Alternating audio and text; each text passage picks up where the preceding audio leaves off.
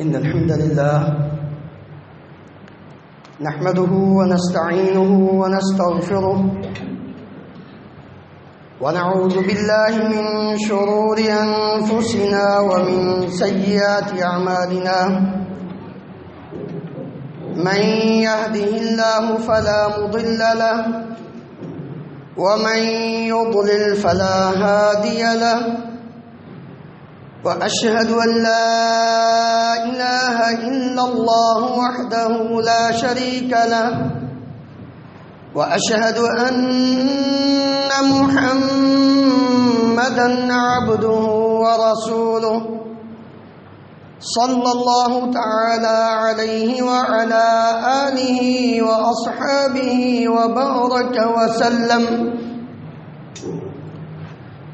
يا أيها الذين آمنوا اتقوا الله حق تقاته ولا تموتن إلا وأنتم مسلمون. يا أيها الناس اتقوا ربكم الذي خلقكم من نفس واحدة وخلق منها زوجها وبث منهما رجالا كثيرا ونساء واتقوا الله الذي تساءلون به والأرحام إن الله كان عليكم رقيبا. يا أيها الذين آمنوا اتقوا الله وقولوا قولا سديدا يصلح لكم أعمالكم ويغفر لكم ذنوبكم ومن يطع الله ورسوله فقد فاز فوزا عظيما. أما بعد فإن خير الحديث كتاب الله وخير الهدي هدي محمد صلى الله عليه وسلم وشر الأمور محدثاتها وكل محدثة بدعة وكل بدعة ضلالة وكل ضلالة في النار. رب اشرح لي صدري ويسر لي أمري واحلل عقدة من لساني يفقهوا قولي. اللهم انفعني بما علمتني وعلمني ما ينفعني وزدني علما. رب أوزعني أن أشكر نعمتك التي أنعمت علي وعلى والدي وأن أعمل صالحا ترضاه وأصلح لي في ذريتي إني تبت إليك وإني من المسلمين. اللهم اجعلني صبورا شكورا واجعلني في عيني صغيرا وفي أعين الناس كبيرا. أعوذ بالله السميع العليم من الشيطان الرجيم من همزه ونفخه ونفسه. إن الخاسرين الذين خسروا أنفسهم. ہر قسم کی حمد و ثنا اللہ رب العالمین کی ذات گرامی کے لیے ان گنت لا تعداد بے شمار درود و سلام اس ہستی مقدس پر جن کا نام نامی اس میں گرامی محمد رسول اللہ صلی اللہ علیہ وآلہ وسلم ہے. بھائی اردو میں آپ یا پنجابی میں؟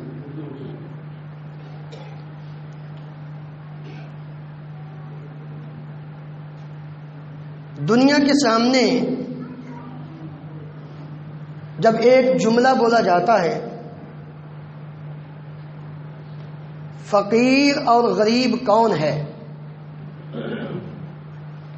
فقیر اور غریب کون ہے، تو فوراً ذہن اس بات کی طرف جاتا ہے جس کے پاس نہ روپیہ ہو نہ پیسہ ہو، جس کے پاس دنیا کا مال و دولت نہ ہو، ہماری نظر میں وہ فقیر اور غریب انسان کہلاتا ہے۔ حالانکہ رسول اللہ صلی اللہ علیہ وآلہ وسلم نے کیا فرمایا؟ من اصبح آمنا فی سربہ معافا فی جسدہ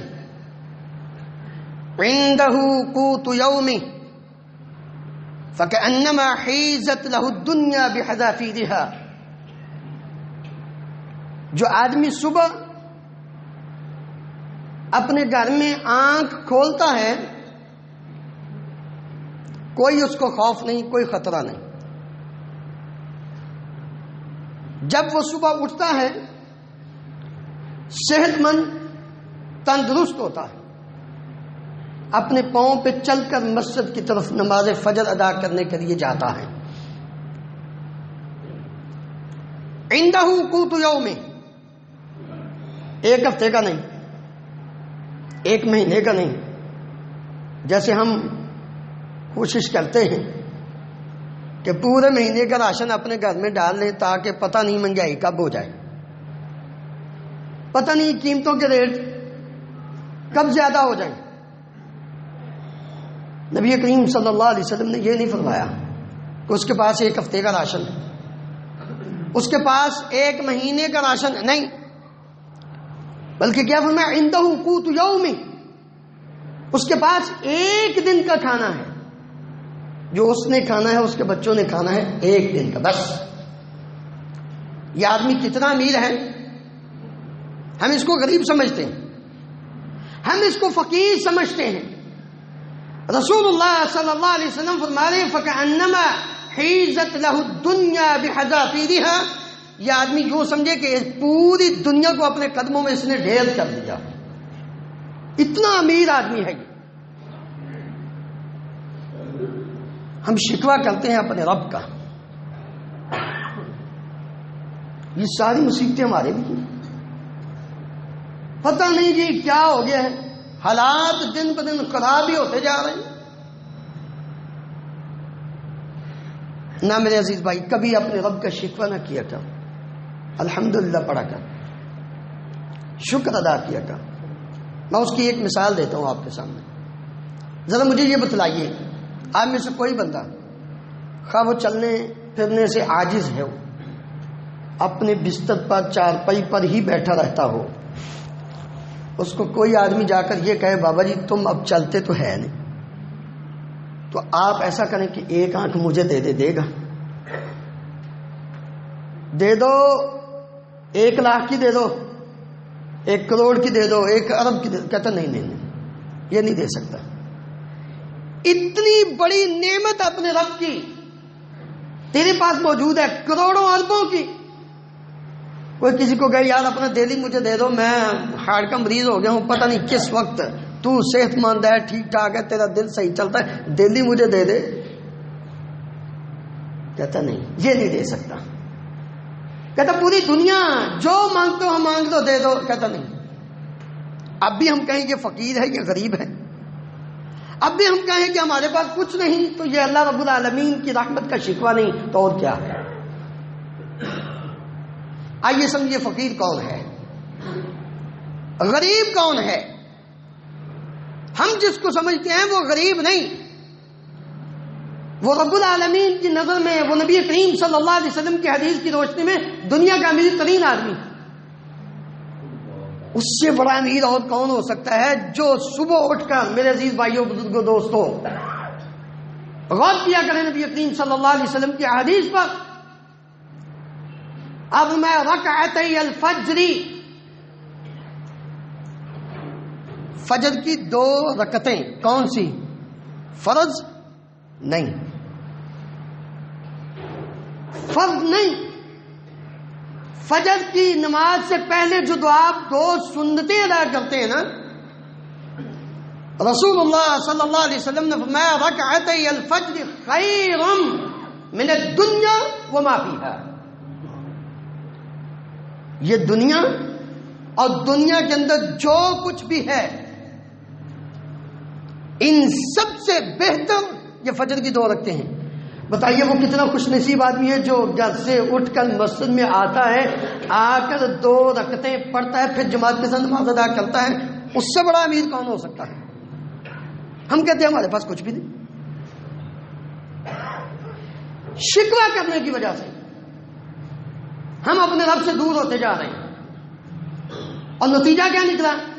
وَمَنْ أَعْرَضَ عَنْ ذِكْرِي فَإِنَّ لَهُ مَعِيشَةً ضَنكًا وَنَحْشُرُهُ يَوْمَ الْقِيَامَةِ أَعْمَى قَالَ رَبِّ لِمَ حَشَرْتَنِي أَعْمَى وَقَدْ كُنْتُ بَصِيرًا قال كذلك أتتك آياتنا فنسيتها وكذلك اليوم تنسى۔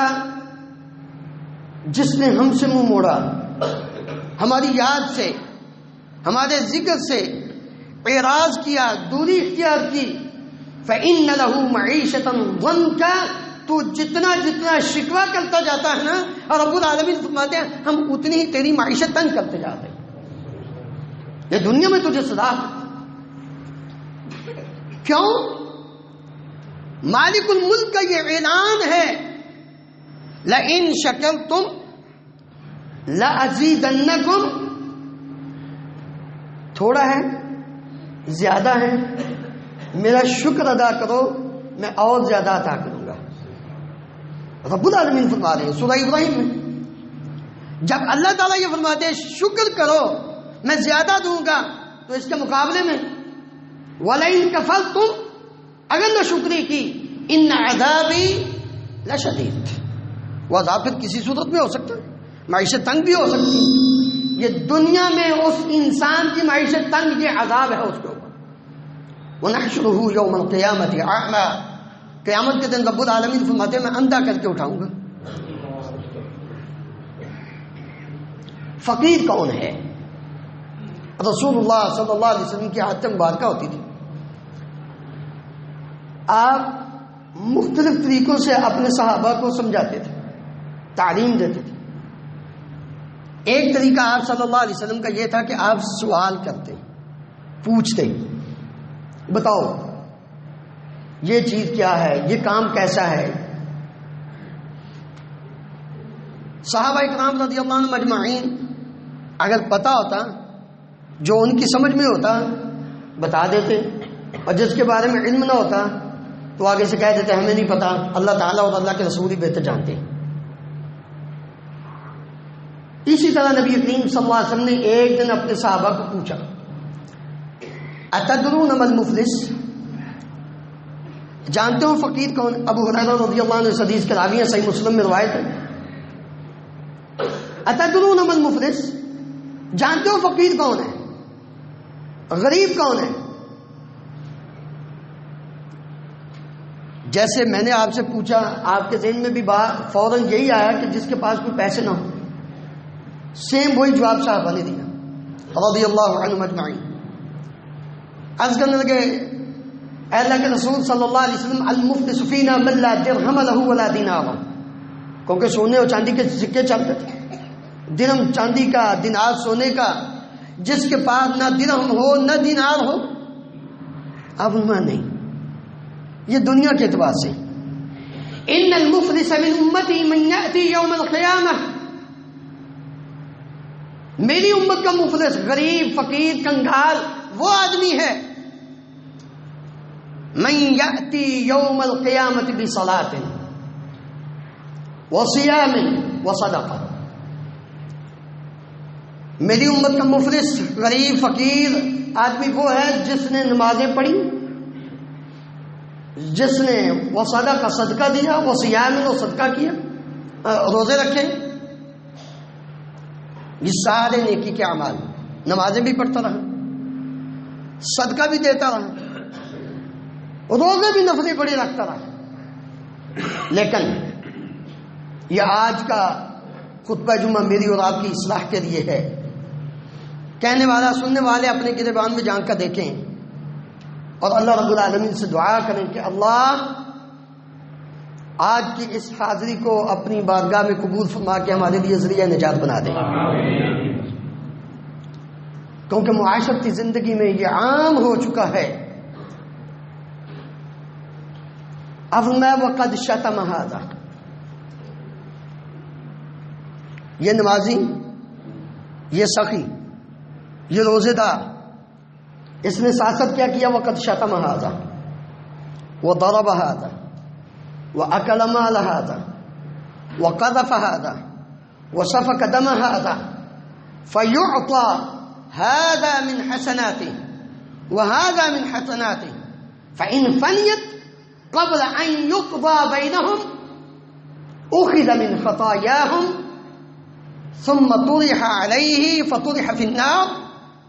رسول اللہ صلی اللہ علیہ وسلم نے فرمایا، اس نمازی نے، غور کیجئے نبی کریم صلی اللہ علیہ وسلم کے الفاظ پر، اس روزے دار نے، اس صدقہ خیرات کرنے والے نے کیا کیا تھا؟ وقت شتم ھذا، اس نے اس اپنے مسلمان بھائی کو گالی دی تھی۔ آج ہم اپنے گریبان میں جھانک کر دیکھیں، خصوصاً وہ میرے بھائی بزرگ دوست جو کسی سے کام لیتے ہیں، اس کو اپنے ہاں مزدور کی حیثیت سے رکھتے ہیں، ان کا اس کے ساتھ جو رویہ اور ہوتا ہے نا، لہجہ، بات بعد میں، گال پہلے، گالی زبان پر پہلے آتی ہے۔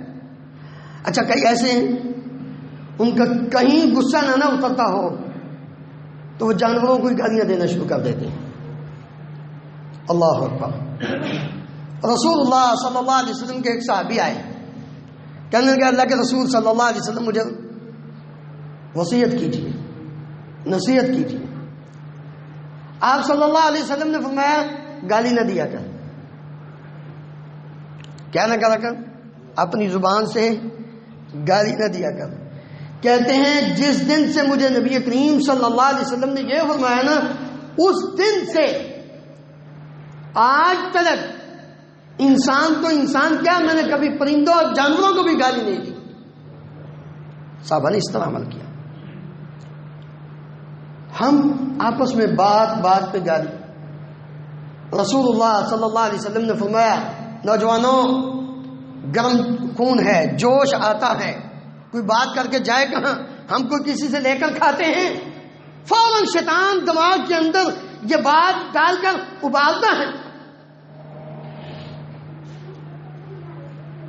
رسول اللہ صلی اللہ علیہ وسلم نے فرمایا، من الکبائر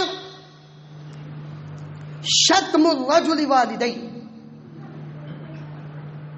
کبیرہ گناہوں میں سے ایک کبیرہ گناہ یہ ہے کہ کوئی آدمی اپنے ماں باپ کو گالی دے۔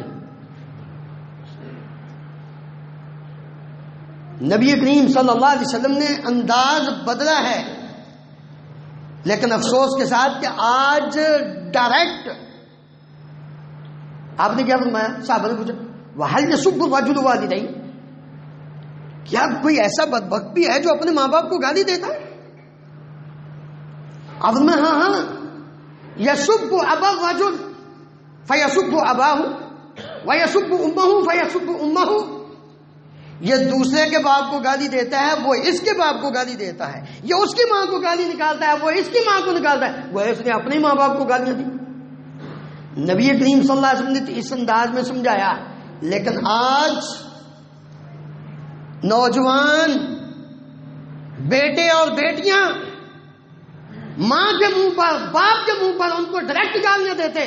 گالیاں دینا تو بڑی دور کی، یعنی کوئی معمولی بات اب سمجھی جاتی ہے، اب تو مار پیٹ سے بھی پیچھے نہیں رہا جا رہا۔ یہ معاشرے کی حالت ہو چکی ہے۔ اور پھر ہم بڑے نمازی، بڑا ہم رفاع عامہ میں پیسہ خرچ کرنے والے، ہم روزے رکھتے ہیں، ہم سے بڑا نیک کون؟ ہمیں نہیں جنت ملنی تو اور کس کو ملنی ہے؟ آئیے فقیر کو جانیے، غریب کو سمجھیے کہ کون ہے غریب۔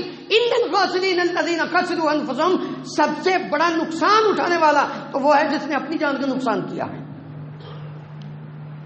اب دنیا میں تو کوئی نہیں کرتا، لیکن اس کے ساتھ ساتھ اپنی آخرت جس نے برباد کر دی، جس نے اپنی آخرت کا نقصان کر دیا، سب سے بڑا فقیر آدمی وہ ہے۔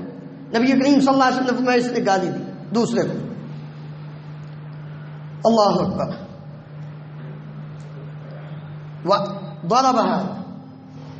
ایک دوسرا آدمی آیا کمزور تھا یہ طاقتور تھا اس نے اس کو مارا یا پٹوایا اپنی چودر کے بل بوتے اپنے منصب یا اپنے روب کے کی وجہ سے دوسرے کسی کو کہا کہ اس کو پٹوائی کروا دی. وہ ضربها اس نے اس کو مارا.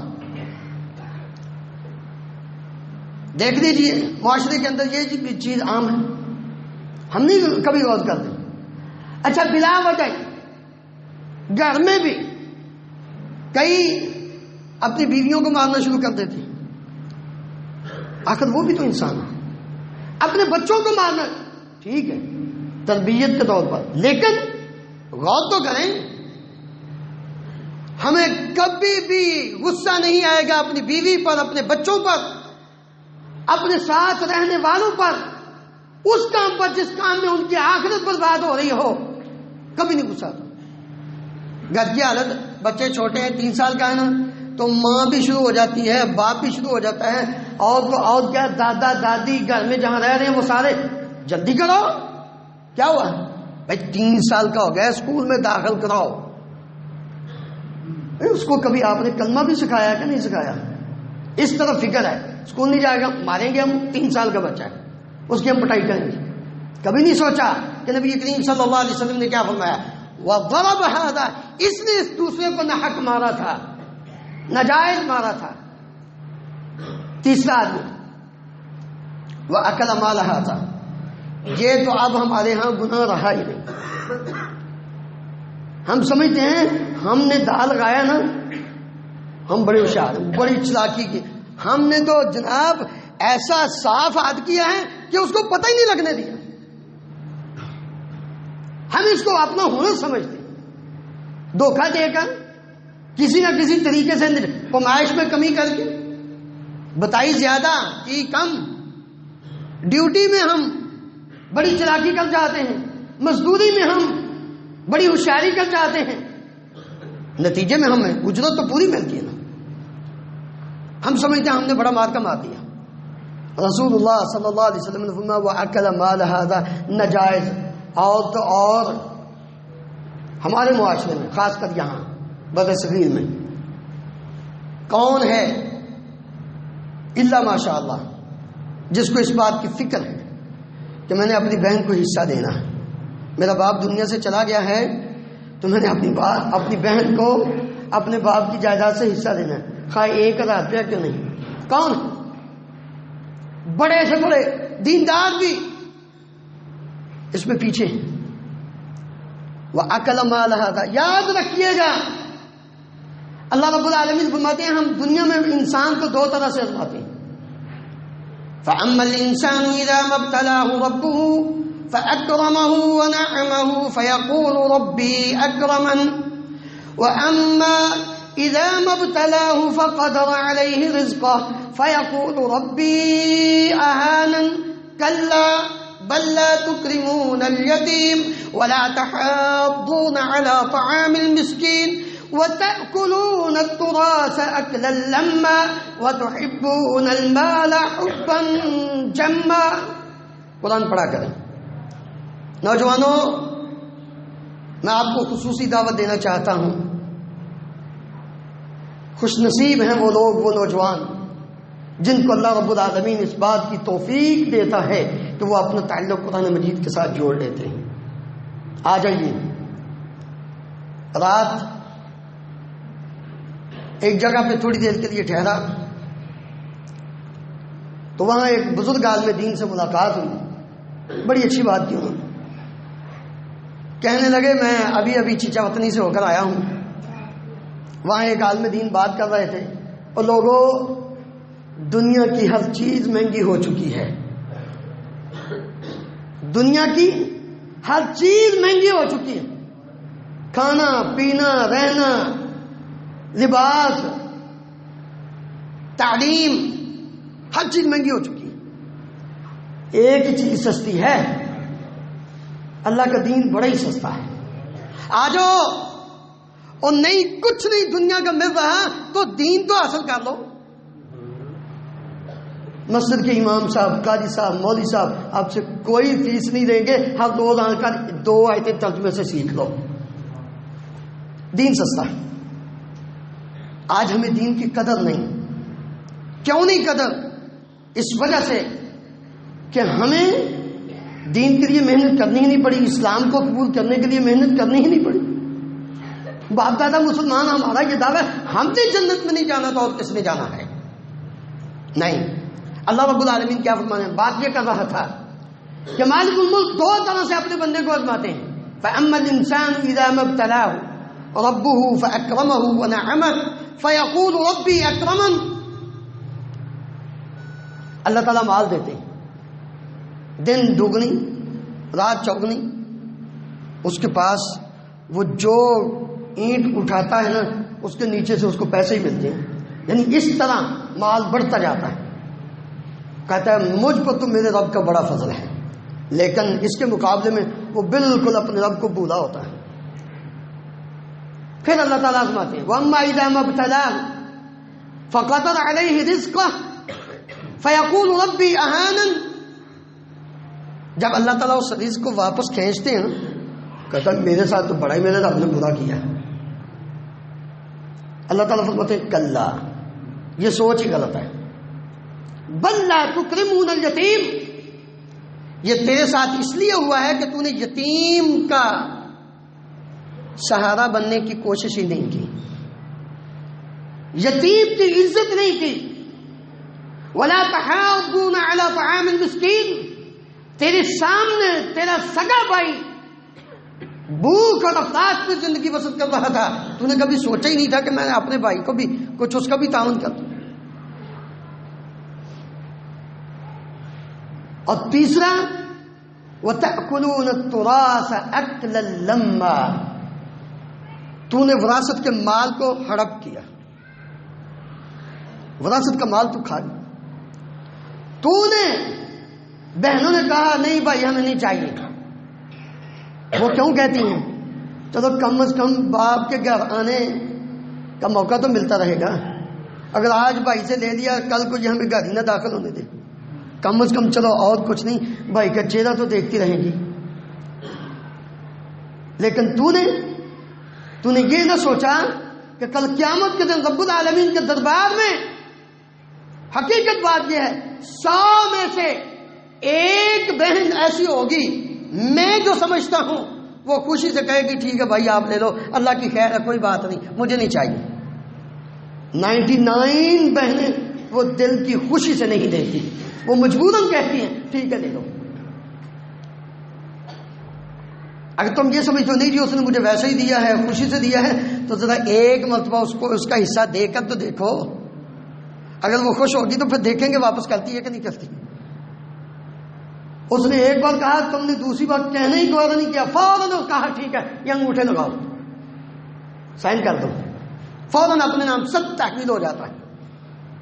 کلا بل لا تکرمون الیتیم ولا تحاضون علی طعام المسکین وتأکلون التراث اکلا لما، وراثت کا مال تم ہڑپ کر جاتے ہو. رب العالمین کے پیارے پیغمبر علیہ السلام فرماتے ہیں وَأَكَلَ مَالَ هَذَا، اس نے مال دوسرے کا ناجائز کھایا تھا دنیا میں. چوتھا آدمی وَقَذَفَ هَذَا، تہمت لگائی اس پر، حالانکہ اس بیچارے نے وہ کام کیا ہی نہیں، اس سے وہ غلطی ہوئی ہی نہیں، بے گناہ اس کو پھنسا دیا. آج ہماری عدالتوں میں کیا ہو رہا ہے؟ بے گناہ جو اصل مجرم ہے وہ دندناتا پھرتا ہے اور جو بے گناہ ہے اس کے اوپر جھوٹا مقدمہ کر کے اس کو پھنسا دیا جاتا ہے. وَقَذَفَ هَذَا. پانچواں آدمی وَسَفَكَ دَمَ هَذَا، دوسرے کو قتل کیا جاتا ہے. اچھا قاتل کو نہیں پتا میں کیوں قتل کر رہا ہوں، مقتول کو بھی نہیں پتا کہ میں کیوں قتل ہو رہا ہوں. آج یہ صورتحال بن چکی ہے. نبی کریم صلی اللہ علیہ وسلم نے فرمایا یہ قیامت کی علامات میں سے ایک علامت ہے. وَسَفَكَ دَمَ هَذَا، ناحق خون کرنے والا خود یا کروانے والا. نبی کریم صلی اللہ علیہ وسلم نے فرمایا یہ انسان نمازی ہے، روزے دار ہے، سخی ہے، یہ نیکیوں کے پہاڑ لے کر آیا. ابھی ادھر اس کے لیے اعلان ہوتا ہے کہ اس کو جنت کی طرف چلا دیا جائے، فوراً ادھر سے وہ آدمی آ گیا جس کو اس نے گالی دی تھی. اللہ، اس نے دنیا میں مجھے گالی دی تھی. ہم اس کو معمولی سمجھتے ہیں، زبان ماں اور بہن کی گالی دینا ہم معمولی سمجھتے ہیں، ہم بھول جاتے ہیں. اللہ رب العالمین فرماتے ہیں ہم بھولتے نہیں ہیں، ہم بھولتے نہیں ہیں. وَكُلَّ إِنسَانٍ أَلْزَمْنَاهُ طَائِرَهُ فِي عُنُقِهِ وَنُخْرِجُ لَهُ يَوْمَ الْقِيَامَةِ كِتَابًا يَلْقَاهُ مَنْشُورًا اقْرَأْ كِتَابَكَ كَفَى بِنَفْسِكَ الْيَوْمَ عَلَيْكَ حَسِيبًا. ہم یہ سمجھتے ہیں کہ شاید رب العالمین نے جو سسٹم بنایا اس میں کوئی غلطی ہو جائے گی. نہیں، یہ ہمارے کمپیوٹر، ہمارے موبائل، ان کے ڈیٹے خراب ہو سکتے ہیں، لیکن رب العالمین کا نہ کیمرہ خراب ہو سکتا ہے نہ اس کا ڈیٹا خراب ہو سکتا ہے.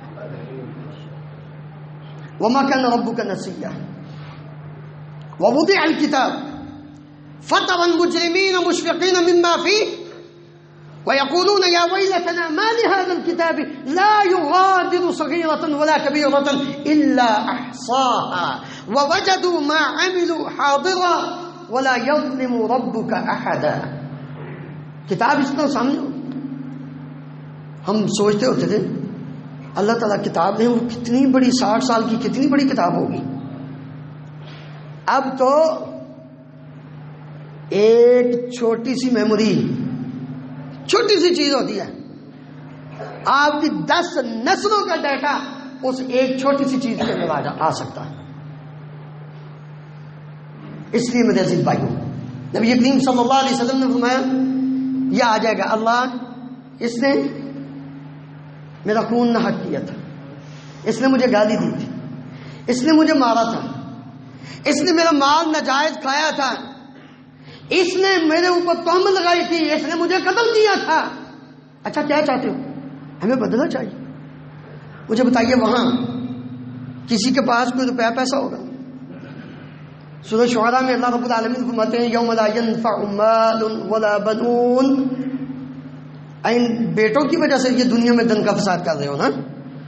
جس کے 2-4 بیٹے ہو جائیں وہ سمجھتا ہے اللہ اب میرے بیٹے جوان ہو گئے ہیں، کوئی میرا بیٹا ڈی ایس پی لگ گیا ہے، کوئی آفیسر بن گیا ہے، کوئی پروفیسر، کوئی ڈاکٹر، کوئی انجینئر، اب مجھے کون پوچھ سکتا ہے، میں جو دل چاہے کروں. اللہ رب العالمین فرماتے ہیں نہ یہ مال و دولت تیرے کام آنا ہے، ولا بنون، نہ ہی تیرے بیٹے اس دن کوئی چیز کوئی تیرے کام آئیں گے. اس دن کون سی چیز کام آئے گی؟ الا من اتى الله بقلب سلیم، جو اپنے صحیح سلامت دل کو اپنے رب کی اطاعت، اپنے اللہ کے حقوق، اپنے اللہ کے بندوں کے حقوق جو صحیح طریقوں سے ادا کر کے اس دنیا سے جائے گا، قیامت کے دن اس کو فائدہ ہوگا. یہ لوگ مطالبہ کرنے کے لیے کھڑے ہو گئے. اللہ تعالیٰ فرمائیں گے اچھا پھر کیا کریں؟ یا اللہ ہمیں بدلنا چاہیے. اللہ تعالیٰ فرمائیں گے اچھا تجھے گالیاں دی تھی نے، اس کی نمازیں لے کر اس کو دی، جتنی اس کو گالیاں. اب ایک آدمی تو نہیں، پتہ نہیں کتنے آدمی ہیں جن کو گالیاں دی ہوں گی. وہ گروپ الگ کھڑا ہے، نمازوں سے لے کر ان کو دیا جائے گا. پھر دوسرا گروپ آ گیا جن کو مارا تھا، یا اللہ اس نے ہمیں مارا تھا، روزوں کی نیکیاں لے کر اس گروپ کو دے دی جائیں گی. پھر تیسرا گروپ آ گیا، یا اللہ اس نے ہمارا مال ناجائز کھایا تھا، فلاں سے ہمیں حصہ نہیں دیا تھا، ہمارے اوپر اس نے ہماری زمین پر قبضہ کر دیا تھا، ہمارے گھر پہ اس نے قبضہ کر دیا تھا. تیسرا گروپ ہے چلو صدقہ خیرات جو نیکیاں وہ ساری کی ساری ان کو دے دی جائیں گی. نبی کریم صلی اللہ علیہ وسلم نے فرمایا فَإِنْ حَسَنَاتُ قَبْلَ أَنْ يُقْضَى بَيْنَهُمْ، ان کے درمیان یہ فیصلہ کرنے سے پہلے پہلے اس کی نیکیاں ختم ہو جائیں گی. اب کیا ہوا؟ یا اللہ نیکیاں تو ختم، یہ جو پہاڑ تھے نا یہ پہاڑ ختم ہو گئے، اب ہمیں بدلنا چاہیے. میں اپنی بات نہیں کر رہا، یہ نبی کریم صلی اللہ علیہ وسلم کی صحیح حدیث آپ کے سامنے پیش کر رہا. اللہ تعالیٰ فرمائیں گے اچھا چلو پھر ٹھیک ہے، جتنا تم پہ ظلم ہوا ہے نا، تجھ پر تہمت لگی، ایک گروپ یہ آ گیا، تمہارا خون بہایا گیا، ایک گروپ وہ آ گیا، تم ایسا کرو اپنے گناہ دے دو. کیا دو؟ گناہ دے دو. اتنے گناہ ان سے لے کر اس نمازی، اس حاجی، اس سقی، اس روزے دار، اس نیکیوں کے پہاڑ لے کر آنے والے شخص کے سر پر رکھ کر ثم طرح فی النار، نبی کریم صلی اللہ علیہ وسلم نے فرمایا فرشتوں کا حکم ہوگا پکڑ کر اونٹے منہ اس کو جہنم کے اندر پھینک دو۔ یہ ہے فقیر، یہ ہے نبی کریم صلی اللہ علیہ وسلم کی امت کا غریب اور فقیر آدمی، جس کے پاس دنیا میں مال و دولت کی بہتات تھی، دنیا میں یہ بڑا نیک اور پاسا تھا، لیکن قیامت کے دن ساری کی ساری نیکیاں ختم ہو جاتی ہیں، دوسروں کے گناہ لے کر یہ جہنم کے اندر جا رہا ہے۔ نبی کریم صلی اللہ علیہ وسلم نے فرمایا میری امت کا مفلس غریب فقیر آدمی اگر کسی کو دیکھنا ہے تو اس کو دیکھو۔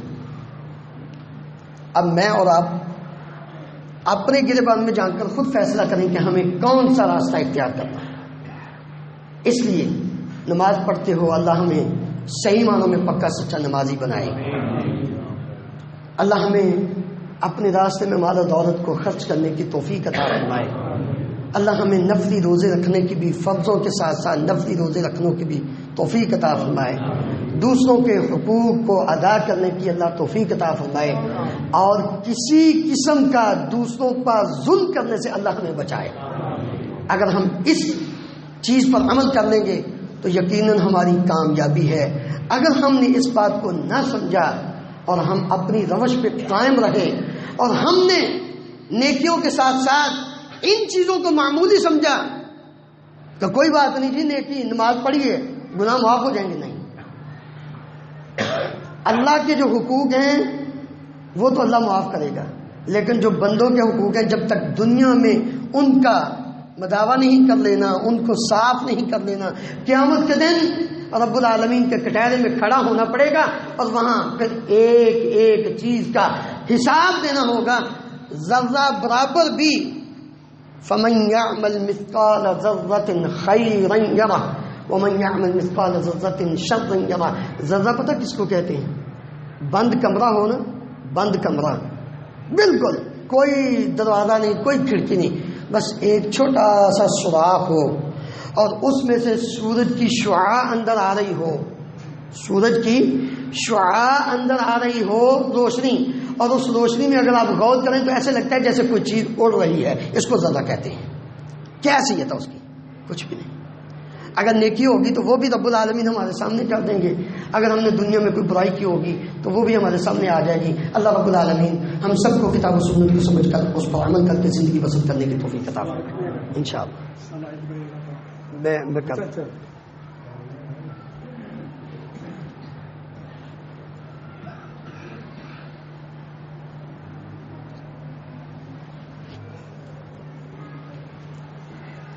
اوپر اسپیکر رہنے تھے۔ ان الحمد للہ نحمده ونستعینه ونستغفره ونعوذ بالله من شرور انفسنا ومن سیئات اعمالنا، من يهده الله فلا مضل له ومن يضلل فلا هادي له، واشهد ان لا اله الا الله وحده لا شريك له، واشهد ان محمدا عبده ورسوله صلی اللہ تعالی علیہ وعلی آلہ واصحابہ وبارک وسلم۔ محترم حضرات، یقیناً بعض بھائیوں کو یہ بات اچنبھا لگے گی کہ یہ دوسرے خطبے میں پھر گفتگو شروع ہو گئی ہے۔ نبی کریم صلی اللہ علیہ وسلم کا عمل مبارک، آپ کی سنت مبارکہ کہ آپ صلی اللہ علیہ وسلم جمعے کے 2 خطبے ارشاد فرمایا کرتے تھے، اور دونوں خطبوں کے اندر حدیث کے الفاظ ہیں کہ آپ واعظ و نصیحت کرتے تھے۔ چونکہ کچھ انتظامی مجبوریاں، کچھ حکومتی رکاوٹیں، کچھ خام خواہ کی پابندیاں، ان کی وجہ سے ہم جو بات کرنی ہوتی ہے وہ پہلے خطبے میں کر لیتے ہیں، اور دوسرا خطبہ جو ہے وہ اس کہ عربی میں ہی جو الفاظ کہنے ہیں، دعائیہ کلمات کہنے ہیں، ان کو کہہ کر بات کو ختم کر دیتے ہیں۔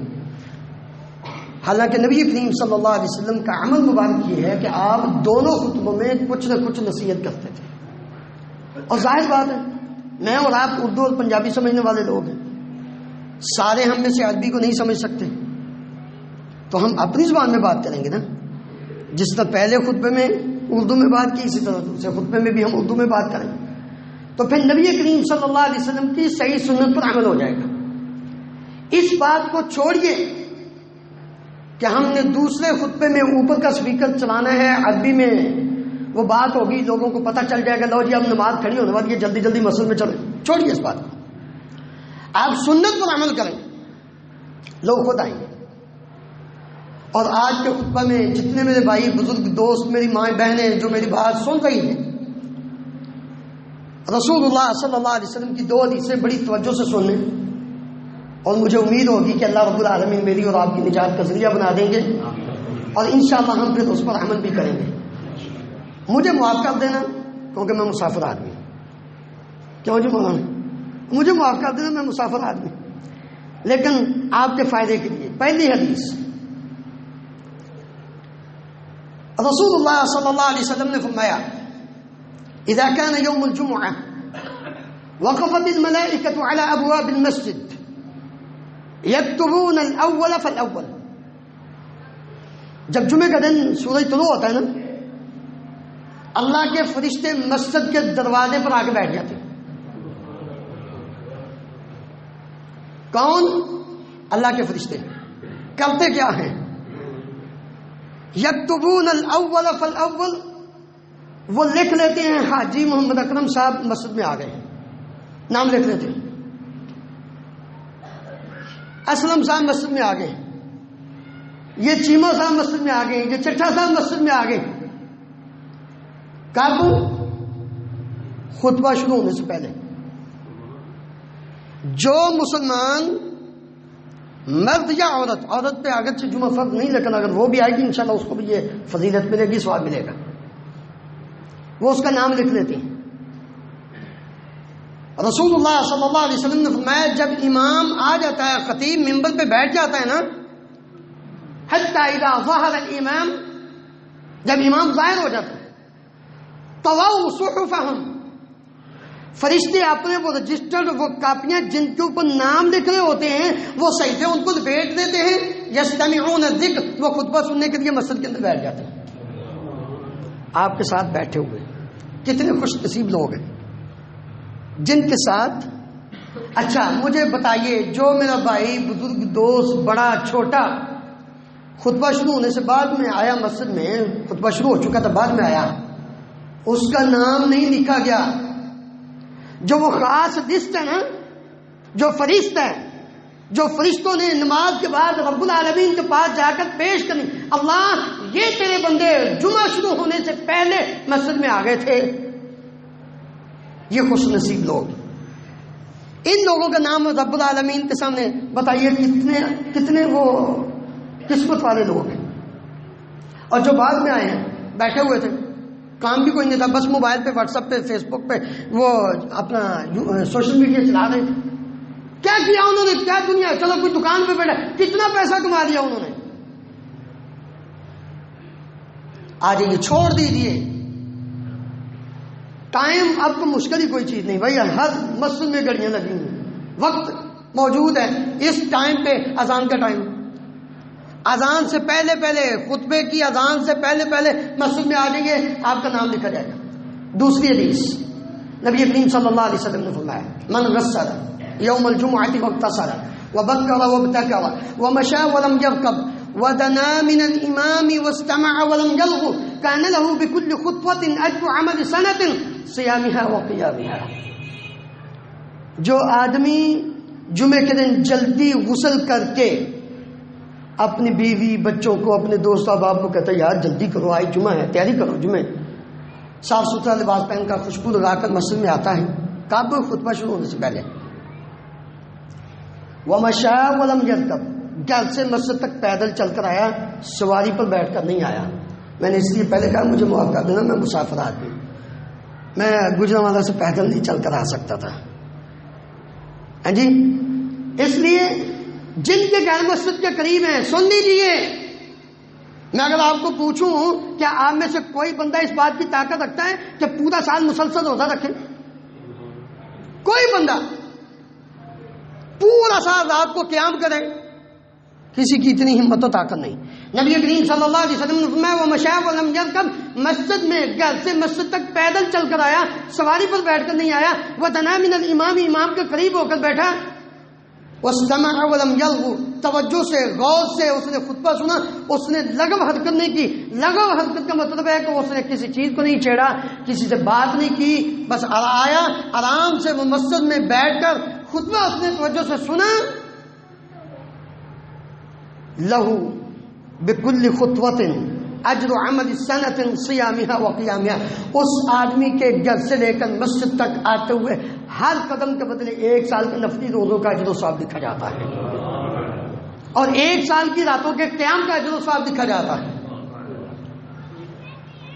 بتائیے 80 سال تو بڑی قسمت کی ہے نا عمر، ورنہ تو 60 سے نیچے۔ تو جس کے گھر سے مسجد تک 80 قدم ہوئے، 80 سال کے روزوں کا ثواب لکھا گیا، رات کو قیام کا ثواب لکھا گیا، اور جس کے 100 قدم ہوئے، اور ہر جمعے اتنا ہی اجر و ثواب ملے گا جو خطبہ شروع ہونے سے پہلے مسجد میں آتا ہے۔ میرے عزیز بھائیو، اللہ رب العالمین ہم سب کو عمل کرنے کی توفیق عطا فرمائے۔ میں امید کرتا ہوں کہ انشاءاللہ جو بھائی ایسے ہی وقت گزار دیتے تھے، آج کے بعد اگلے خطبہ سے آپ نے مسجد میں خطبہ شروع ہونے سے پہلے آنا ہے، پھر اپنی زندگی کو دیکھنا آپ کے اندر تبدیلی کتنی آتی ہے۔ یہ تو جھوٹی تبدیلی ہے، یہ جو تبدیلی کا نعرہ ہم نے لگایا تھا نا، یہ جھوٹا تھا۔ اصل تبدیلی یہ ہے، آپ خطبہ شروع ہونے سے پہلے مسجد میں آئیں، آ کر آپ امام کی خطیب کی بات کو توجہ سے سنیں، دماغ میں اس کو جگہ دیں اور اس کے مطابق پر عمل کرنا شروع کریں، پھر دیکھیں کہ اللہ رب العالمین کیسے ہمارے حالات بدلتا ہے، ہمارے اندر تبدیلی آتی ہے، ہماری اولاد کے اندر تبدیلی آئے گی۔ ان اللہ و ملائکتہ یصلون علی النبی یا ایھا الذین آمنوا صلوا علیہ وسلموا تسلیما اللهم صل علی محمد وعلی آل محمد کما تحب وترضى اللهم اغفر لنا وللمؤمنین والمؤمنات والمسلمین والمسلمات الاحیاء منهم والاموات اللهم انصر الاسلام والمسلمین اللهم انصر الاسلام والمسلمین اللهم اعز الاسلام والمسلمین واذل الشرك والمشركين اللهم اهلك النفاق والمنافقين اللهم اشف مرضانا ومرضى المسلمين اذهب الباس رب الناس واشف انت الشافي لا شفاء الا شفاؤك شفاء لا يغادر سقما اللهم اشفهم بشفائك وداوهم بدوائك اللهم ارنا الحق حقا وارزقنا اتباعه وارنا الباطل باطلا وارزقنا اجتنابه اللهم آمنا في اوطاننا واجعل هذا البلد آمنا مطمئنا رخاء سخاء وسائر بلاد المسلمين سبحان ربك رب العزة عما يصفون وسلام على المرسلين والحمد لله رب العالمين واقم الصلاة